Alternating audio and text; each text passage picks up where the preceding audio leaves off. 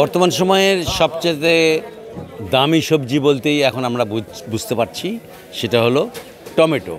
এই যে টমেটো দেখছেন, এই টমেটো কেবল নামতে শুরু করেছে, যে কারণে এই টমেটোর দাম অনেকটাই বেশি। তবে একটা জিনিস আমরা খেয়াল করলাম, সেটা হলো যে পাইকারি বাজারেও যে দাম, খুচরা বাজারে এসেও সেই দাম। তার মানে বোঝা যাচ্ছে এই টমেটো মহাস্থান বাজারে বিক্রি হচ্ছে 100 থেকে 110 টাকা কেজি, আর এখানে এসে 120 টাকা কেজি বিক্রি হচ্ছে।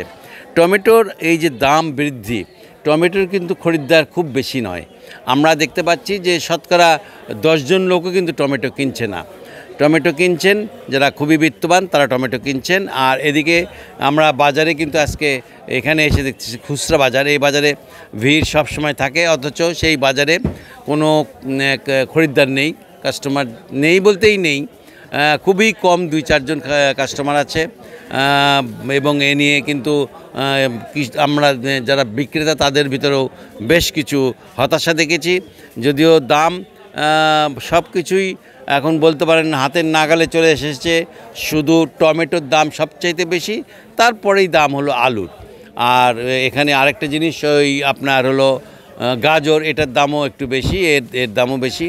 আর এছাড়া কিন্তু সব সবজির দাম মোটামুটি হাতের নাগালের মধ্যে।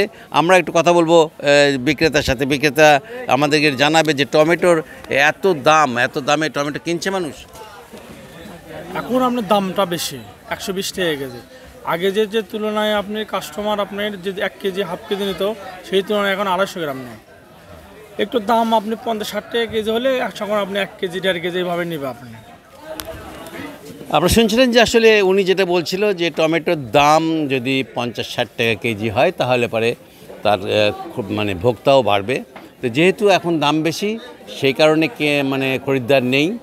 আর এমনিতেও এই আজকের যে খোলা বাজার অর্থাৎ খুচরা বাজার, সেই বাজারে কিন্তু আমরা দেখতে পাচ্ছি যে খরিদ্দারের তেমন একটা ভিড় নেই।